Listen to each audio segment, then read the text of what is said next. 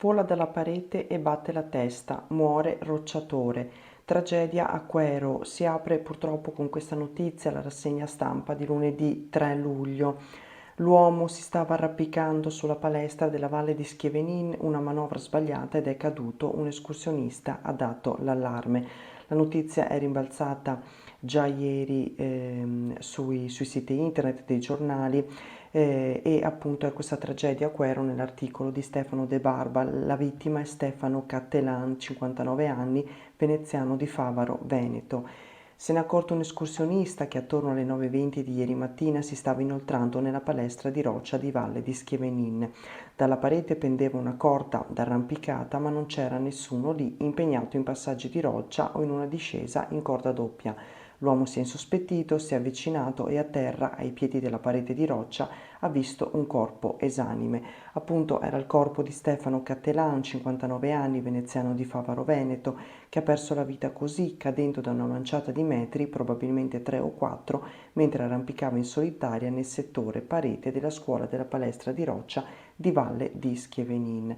E andiamo a pagina 20 a leggere qualche dettaglio in più sull'articolo. Muore durante l'arrampicata in solitaria, si legge nel titolo, che riprende appunto quanto scritto nel lancio. L'altezza da cui è caduto non era enorme, ma appunto nella caduta l'arrampicatore veneziano ha urtato violentemente la testa.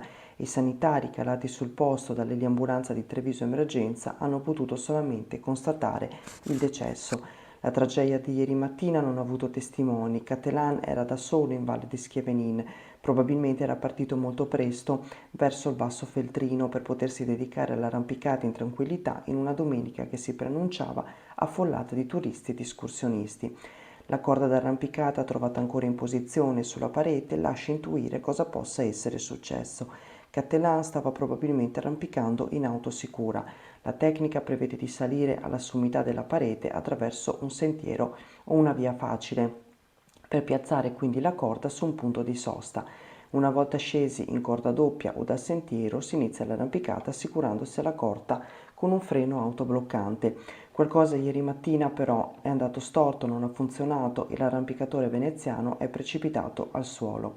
Il ritrovamento dell'uomo esanime sotto la parete di roccia, a pochi metri di distanza dalla strada che attraversa la valle, ma in parte nascosta dalla fitta vegetazione, è avvenuto attorno alle 9:20, quando la valle di Schevenin iniziava ad animarsi di escursionisti a piedi e in bicicletta, motociclisti e comitativi di climber. L'allarme lanciato ai soccorritori ha fatto scattare la macchina dell'emergenza. I carabinieri della compagnia di Feltre hanno inviato sul posto la pattuglia della stazione di Quero, il SUEM 118 di Pieve di Cadore, che ha girato la richiesta di intervento ai colleghi di Treviso. E appunto non c'è stato niente da fare, la speranza di poter dare aiuto all'uomo a terra però è durata pochissimo. Il medico ha constatato che non c'era più nulla da fare. E c'è anche una descrizione dell'uomo, grande appassionato di roccia, gestiva un negozio di animali e lascia la moglie e un figlio. La notizia della morte di Stefano Cattelan, 59 anni, ha colpito la comunità di Favaro Veneto nella terraferma mestrina, dove risiedeva con il figlio e la moglie Roberta Cazzador. L'uomo era conosciuto perché lavorava con i familiari nel negozio di animali Mille Amici, poco distante dagli uffici dell'Us3 Serenissima e dal centro commerciale di Mestre, un negozio che è diventato un punto di riferimento per gli appassionati di cani e gatti a Mestre e nel resto di Veneziano. Stefano Cattelan era un grande appassionato di arrampicate in montagna, uno sport e passione che praticava ormai da tantissimo tempo. Proprio per questo ieri si è recata a Quero. I familiari invece erano nelle Marche per un battesimo e la notizia del tragico incidente ha portato lutto e dolore e costretto ad un triste rientro a casa. Torniamo indietro e cambiamo argomento, parliamo comunque sempre di una tragedia. Esattamente un anno fa si era verificata appunto la tragedia della Marmolada e ieri è stata celebrata una messa ai 3343 metri a poca distanza dal luogo in cui la valanga uccise 11 persone. Tanto dolore nella bellezza assoluta, la montagna deve rimanere aperta. Don Franco Torresani ha celebrato la messa in suffragio delle vittime e in basso c'è la foto di Riccardo Franchin. Appunto ieri la messa a 3.343 metri per ricordare i nomi, per ricordare le persone scomparse esattamente un anno fa davanti all'improvvisato altare in mezzo alla neve. Alessandro Corazza legge i nomi di Emanuela Piran, Gianmarco Gallina, Davide Miotti, Erika Campagnaro, Nicola Zavata, Filippo Bari, Paolo Dani, Tommaso Carollo, Liana Bertoldi, Pavel Dana, Martin Uda, Don Franco Torresani, il re della corsa in montagna, camice bianco, stola dei colori della terra, casco da rocciatore in testa, ha intonato il Signore delle cime, dicendosi sicuro che il creatore, in una così straordinaria bellezza, coglierà le vittime di tanta tragedia, sicuramente in paradiso. 1.000 metri più sotto, a Passo Valles, i familiari dei morti del 3 luglio si commuovono, qualcuno non trattiene le lacrime, stanno seguendo la messa di Don Franco dall'atrio del rifugio Castiglione, in trasmissione Skype. E appunto sono state ricordate le vittime della valanga, la tragedia si poteva o no prevedere, il tema resta, al di là dell'archiviazione della procura. Una fatalità, risponde Andrea Vari, fratello di Davide, una delle vittime. No, invece reagisce Luca Miotti, un altro familiare. Tanti segnali avrebbero dovuto far prendere delle decisioni agli organi competenti per evitare che turisti e cittadini entrassero liberamente in ghiacciaio. Oggi, a margine della cerimonia ufficiale, sempre quassù ai piedi della Marmolata, il dibattito continuerà. E appunto la cerimonia in ricordo delle vittime della valanga nei piazzali di Passo Fedaia e una targa commemorativa sarà collocata in uno spazio di meditazione. Messner, l'alpinista, dice: questo ambiente contiene i pericoli che bisogna conoscere. L'ultimo crollo è di ieri mattina, scrive Francesco Dalmas, dal Monte Vadena in provincia di Bolzano. Una frana si è scattata da un costone friabile sovrastante un bosco, causando una nube polverosa alta e densa vista da moltissimi cittadini. Il distacco è stato arginato grazie a un vallo di contenimento realizzato in precedenza. Chiudere o no dunque la montagna pericolosa? Le montagne non possono essere chiuse, in qualche modo ce l'hanno insegnato chi le ha sempre vissute, dice il presidente della provincia di Trento, Maurizio Fugatti, che questa mattina alle 11 presiederà la cerimonia commemorativa della tragedia di un anno fa. La montagna è da vivere, ovviamente rispettando tutte le norme di sicurezza, dice appunto il presidente della regione. Della provincia, scusate, di Trento. E oggi dunque la giornata del ricordo. Alle 11 sarà celebrata una messa a Passo Fedaia sul piazzale a Monte del Rifugio Cima 11 dall'arcivescovo di Trento, Monsignor Lauro Tisi, presenti i familiari e i soccorritori. Continuiamo con la lettura, andiamo avanti e cambiamo di nuovo argomento. Andiamo in questo caso in Belluno capoluogo, verso le Olimpiadi. Riportare a Belluno lo stadio del ghiaccio, nasce un comitato, il bacino utenti c'è. L'articolo è di Alessia Forzin, un gruppo di appassionati ha una proposta progettuale, struttura da costruire per stralci nell'area di Lambioi.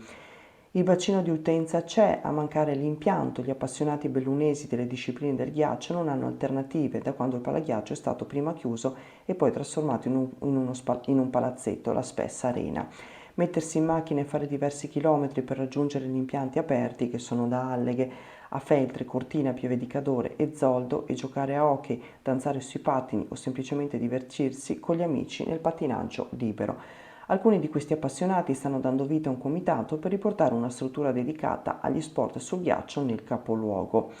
Uno stadio del ghiaccio a Belluno si chiamerà, completate le procedure. Presidente del comitato sarà Guglielmo Scussel. È già pronta una proposta progettuale che è stata messa nero su bianco dall'ingegner Marco Luisetto, che il comitato intende presentare al comune. Il luogo Lambioi, accanto alla Spessa Arena, a completare la cittadella dello sport, e che sarebbe utile anche in vista appunto delle Olimpiadi. E c'è anche in questa pagina, ci sono delle foto che mostrano il rendering della proposta progettuale della pista da ghiaccio e del bar con terrazza. Andiamo avanti nel bellunese, allo sport oltre 126.000 euro dal 5 per 1000.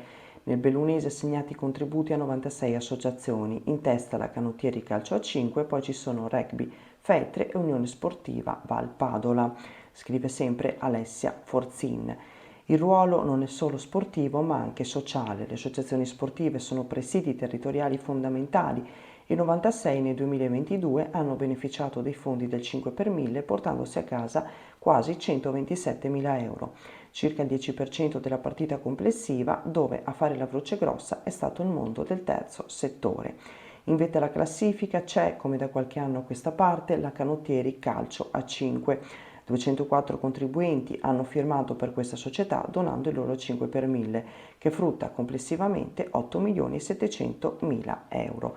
Segue appunto il Rugby Feltre con 6.647 euro e sul podio anche l'Unione Sportiva Valpadola con quasi 6.000 euro donati da 221 contribuenti. Avanti con la lettura, ci spostiamo in Alpago e parliamo di un tema attuale. Ancora lupi a Chies, uccise 6 pecore, Zaia, ecosistema assaltato, allontaniamoli. Adriano Pedolla, allevatore di Chies d'Alpago, ha 90 pecore ed è esasperato. I lupi la notte scorsa ne hanno uccise altre 4, scrive Francesco Dalmasse, e ieri l'allevatore si è trovato nella condizione di dover rinunciare anche a una pecora ferita e così pure a un agnello.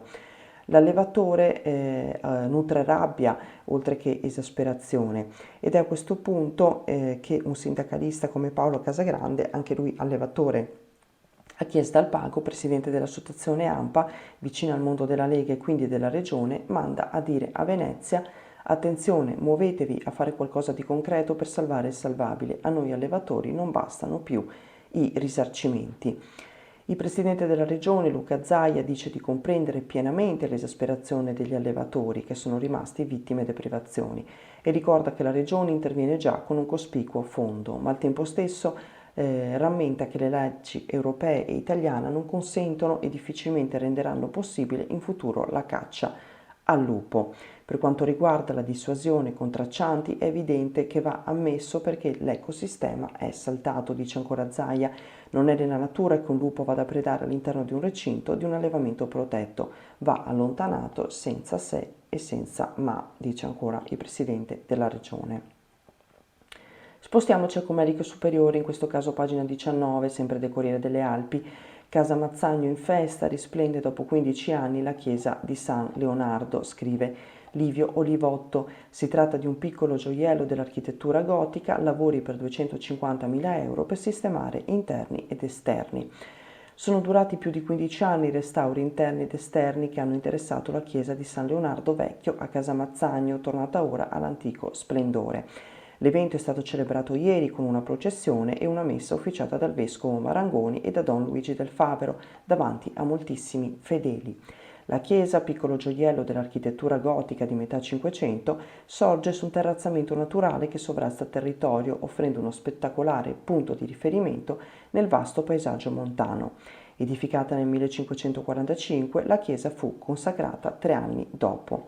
Il progetto di restauro è stato elaborato dagli architetti Daniela Zambelli e Eva Omo e i lavori sono stati eseguiti dalla società Pescoller. Appunto sono stati terminati da poco, l'importo complessivo dell'intervento di restauro ha superato i 250.000 euro ed è stato finanziato in parte con fondi della Curia, in parte con fondi della comunità locale e di privati, tra cui la regola di Casa Mazzagno.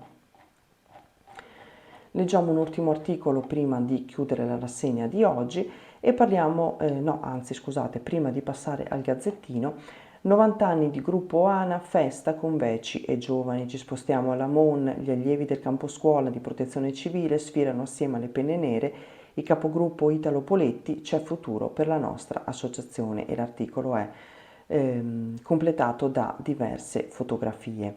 90 anni di storia alpina alla MON celebrati in grande stile tra passato e futuro con la freschezza dei giovani allievi del corso di protezione ANA che hanno sfilato assieme ai vecchi.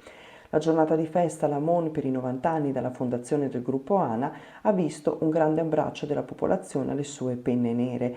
Grande la partecipazione infatti ai momenti commemorativi e alla messa prosieduta dal vescovo emerito Virginio Pante per le penne nere arrivate da numerosi gruppi e sezioni a festeggiare gli alpini dell'altopiano, scrive Stefano De Barba. È stato un bel colpo d'occhio vedere tutta questa gioventù, spiega il capogruppo Poletti, ci ha fatto capire che c'è futuro per la nostra associazione. E come anticipavo, passiamo ora al Gazzettino. Anche qui la prima pagina è dedicata purtroppo alla triste notizia: arrampica da solo, cade e muore. Parliamo del 59enne veneziano di Favaro Veneto, che è stato trovato ieri senza vita nella valle di Schievenin. Anche qui sono dedicate due pagine all'evento, e si ricorda anche che la palestra è sicura ed è un punto di riferimento. Stefano Fontani, struttura di arrampicata, spiega che sono stati effettuati numerosi interventi di sistemazione con il CAI. Andiamo avanti, leggiamo altre notizie. In questo caso ci spostiamo a Fonzaso. Hanno colpito l'intera comunità. Lo sfogo del parroco Don Vanzetto e dei fedeli dopo che ignoti hanno decapitato la statua di Maria Bambina e rubato gli ori. Proseguono le indagini dei carabinieri per dare un volto ai responsabili. Il piano era studiato nei minimi particolari. E c'è questo articolo di Olivia Bonetti, il dolore della comunità per la statuetta di Maria Bambina, patrona della chiesa di Fonzaso, che è stata distrutta da ladri vandali, potrebbe non essere restaurabile. È stato un atto pianificato nei minimi particolari, il furto sacrilego messo a segno tra venerdì e sabato nella chiesa Natività della Beata Vergine Maria, che si trova in piazza a Fonzaso. Chi ha agito non era lì per caso, era dotato di guanti chirurgici per non lasciare impronte e attrezzato con quanto necessario per sfalciare la statuetta. Ieri a messa non si parlava d'altro, di quel colpo al cuore della comunità con ignoti che hanno distrutto uno dei beni più preziosi, ovvero la statua della Madonna Bambina, patrona del luogo sacro.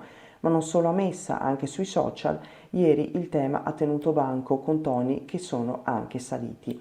Ieri pomeriggio, in attesa della messa, il parroco Don Stefano Vanzetto stava tentando di rimettere insieme i pezzi della testa della Madonnina, decapitata dagli ignoti ladri.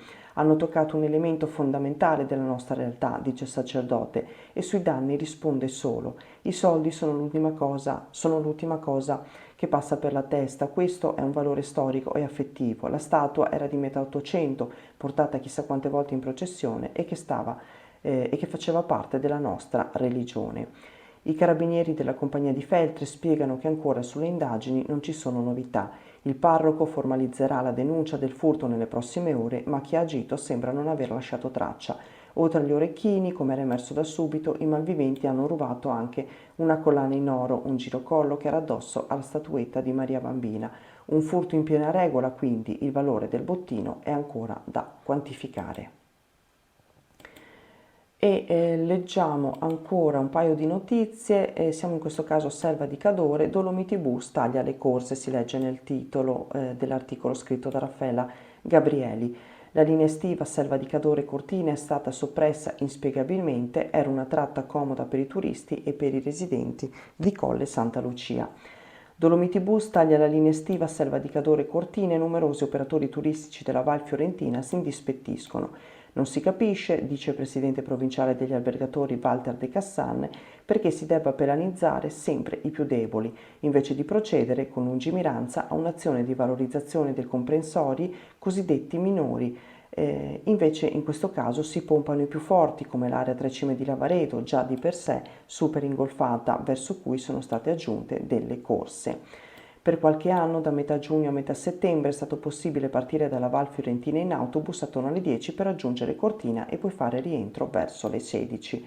Era una linea Dolomiti Bus comoda per molti turisti dei comuni di Selva di Cadore e Colle Santa Lucia, e non solo per loro, dice ancora De Cassan, che in questo modo si recavano al Passo Giau o nella perla delle Dolomiti senza muovere l'auto. Ma ciò che ha mortificato ancor di più, sottolinea De Cassan, dice che altre linee sono state rinforzate con nuove corse come quella delle Tre Cime di Lavaredo, con destinazione Tre Cime di Lavaredo, che da anni ormai ha il problema di avere un turismo di massa con picchi altissimi, e questo viene sottolineato da Federalberghi come un controsenso.